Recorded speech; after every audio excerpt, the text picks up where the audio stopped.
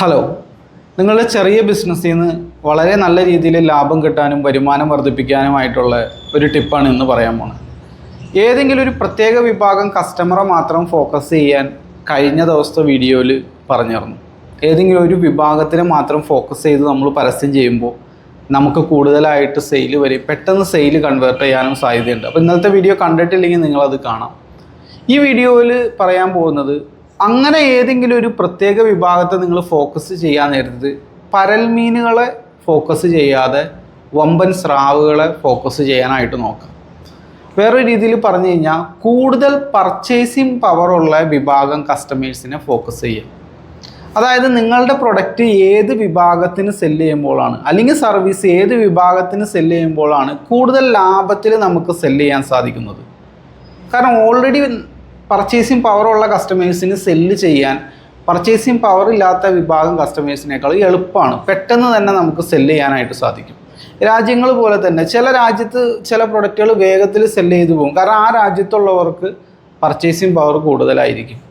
എന്ന് പറഞ്ഞ പോലെ തന്നെ ചില കാറ്റഗറികളിൽ പർച്ചേസിങ് പവർ കൂടുതലുള്ളവരുണ്ട്. ഇപ്പോൾ ഞാൻ ഒരു ഉദാഹരണത്തിലൂടെ പറഞ്ഞുതരാം.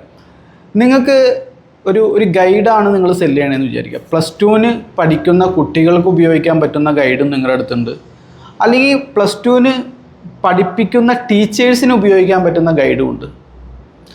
ഇപ്പോൾ ഇവിടെ ഏറ്റവും കൂടുതൽ പർച്ചേസിങ് പവറുള്ള വിഭാഗം കസ്റ്റമർ ആരാന്ന് ചോദിച്ചു കഴിഞ്ഞാൽ ടീച്ചേഴ്സാണ്. കാരണം ടീച്ചേഴ്സിന് എന്തെങ്കിലും ജോലിയുണ്ട്, അവർക്ക് വരുമാനം വരുന്നുണ്ട്. സ്റ്റുഡൻസിനേക്കാൾ പർച്ചേസിങ് പവർ ടീച്ചേഴ്സിനാണ്. അപ്പോൾ ആ ഗൈഡ് +2 കുട്ടികൾക്ക് എന്നുള്ള രീതിയിൽ സെല്ല് ചെയ്യണേക്കാളും കുറച്ചും കൂടി വേഗത്തിലും ലാഭകരമായിട്ടും കൂടുതൽ വിലയ്ക്കും നമുക്ക് സെല്ല് ചെയ്യാൻ പറ്റുന്നത് +2 പഠിപ്പിക്കുന്ന ടീച്ചേഴ്സിന് സെല്ല് ചെയ്യുമ്പോഴാണ്. ഞാൻ ഉദാഹരണം പറഞ്ഞു തന്നെയാണ്. ഇത് രണ്ട് വിഭാഗം കസ്റ്റമേഴ്സാണ്. ഏതെങ്കിലും ഒരു പ്രത്യേക വിഭാഗത്തെ നിങ്ങൾ ഫോക്കസ് ചെയ്യണം. ആ ഫോക്കസ് ചെയ്യണ വിഭാഗം പർച്ചേസിങ് പവർ കൂടുതലുള്ളതാണെങ്കിൽ നമുക്ക് വേഗത്തിൽ സെയിൽ കിടക്കുക, നല്ല ലാഭത്തിൽ വിൽക്കാനായിട്ട് സാധിക്കും. ഇനി വേറൊരു ഉദാഹരണം പറഞ്ഞു കഴിഞ്ഞാൽ, നിങ്ങൾ ഇപ്പോൾ സർവീസ് ബേസ്ഡിലേക്ക് വന്നു കഴിഞ്ഞാൽ, നിങ്ങൾക്ക് ജോലി ഇല്ലാത്തവർക്ക് ജോലി കണ്ടെത്താനുള്ള സർവീസ് അതും നിങ്ങൾ പ്രൊവൈഡ് ചെയ്യേണ്ടെന്ന് വിചാരിക്കുക. നിലവിൽ ജോലിയുള്ളവർക്ക് അവരുടെ കരിയർ ഗ്രോത്തിന് വേണ്ടിയിട്ടുള്ള ഒരു സർവീസ് നിങ്ങൾ പ്രൊവൈഡ് ചെയ്യണമെന്ന് വിചാരിക്കുക.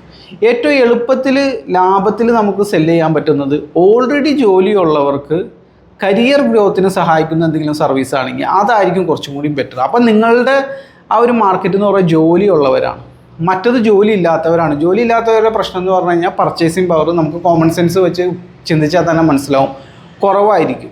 ജോലി ഉള്ളവർക്ക് കരിയർ ഗ്രോത്ത് എന്ന് പറയാൻ നേരത്ത് അത് ഓൾറെഡി അവർക്ക് ജോലി ഉണ്ട്, അപ്പോൾ അതുകൊണ്ട് തന്നെ അവർക്ക് വരുമാനമുണ്ട്, പർച്ചേസിങ് പവർ കൂടുതലായിരിക്കും, കുറച്ചും കൂടി എളുപ്പത്തിൽ സെല്ല് ചെയ്യാനായിട്ട് സാധിക്കും.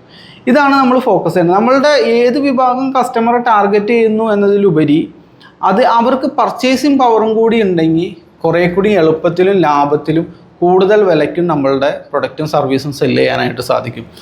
ഇതിൻ്റെ ഗുണം എന്താണെന്ന് വെച്ച് കഴിഞ്ഞാൽ, നമ്മൾ പരസ്യമെല്ലാം കടക്കാൻ നേരത്ത് പരസ്യത്തിന് കുറച്ച് എമൗണ്ട് ചിലവായാലും നമുക്ക് നിസ്സാര സെയിൽ നടക്കുമ്പോഴത്തേക്കും നല്ല രീതിയിൽ ഇൻകം നമ്മുടെ അടുത്തേക്ക് വരും. അതിൽ നിന്നൊരു പോർഷൻ എടുത്ത് നമുക്ക് വീണ്ടും പരസ്യം ചെയ്യും, ആ ബിസിനസ് ഇങ്ങനെ റണ്ണിങ്ങിൽ കൊണ്ടുപോകാനായിട്ട് സാധിക്കും.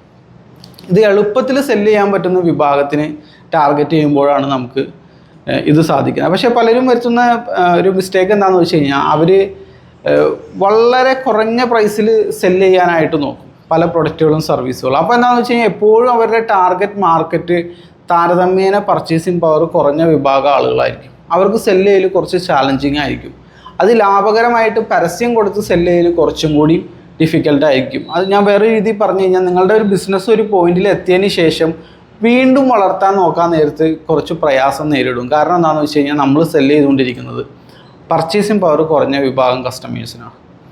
മറ്റേതാവുമ്പോഴെന്ന് വെച്ച് കഴിഞ്ഞാൽ നമുക്ക് കൂടുതൽ വിലയ്ക്കും കൂടുതൽ ലാഭത്തിലും സെല്ല് ചെയ്യാനായിട്ട് സാധിക്കും, വേഗത്തിൽ സെയിൽ നടക്കാനുള്ള സാധ്യത കൂടുതൽ. കാരണം അവരുടെ പെയിൻസ് നമ്മൾ സോൾവ് ചെയ്യുകയാണെങ്കിൽ അവരുടെ അടുത്ത് ഓൾറെഡി മണി ഉണ്ട് നമുക്ക് പെട്ടെന്ന് എടുത്തു തരാനായിട്ട്. അപ്പോൾ അത്തരം വിഭാഗം കസ്റ്റമേഴ്സിനെ ടാർഗറ്റ് ചെയ്യാൻ നേരത്ത് കുറച്ചും കൂടി എളുപ്പത്തിൽ ചെയ്യാനായിട്ട് സാധിക്കും. ഇപ്പോൾ നിങ്ങൾ എന്തെങ്കിലും പ്രൊഡക്റ്റും സർവീസും ഒക്കെ ആണെങ്കിൽ നിങ്ങളുടെ ഒരു സെഗ്മെൻറ്റെങ്കിലും ഇതേപോലെ കുറച്ചും കൂടി നല്ല മാർക്കറ്റിന്, അതായത് കുറച്ചും കൂടി വേഗത്തിലും ലാഭത്തിലും സെല്ല് ചെയ്യാൻ പറ്റുന്ന മാർക്കറ്റിനെ കൂടി മാറ്റി വെക്കുക. ഏതെങ്കിലും ഒരെണ്ണത്തിൽ ഫോക്കസ് ചെയ്യലാണ് തുടക്ക സമയത്ത് എപ്പോഴും എളുപ്പം. നിങ്ങൾ കുറച്ചങ്ങ് ആയിട്ടുള്ളൊരു ബിസിനസ് ഓണറാണെങ്കിൽ നിങ്ങളുടെ ഒരു സെഗ്മെൻറ്റ് ഇതിന് വേണ്ടിയിട്ട് മാറ്റി വെച്ച് കഴിഞ്ഞാൽ അതൊരു എക്സ്ട്രാ റവന്യൂ നിങ്ങളുടെ ബിസിനസ്സിലേക്ക് കൊണ്ടുവരും. അപ്പോൾ ഇതുപോലുള്ള ബിസിനസ് വിശേഷങ്ങളുമായിട്ട് നമുക്ക് വീണ്ടും കാണാം. Thank you for watching.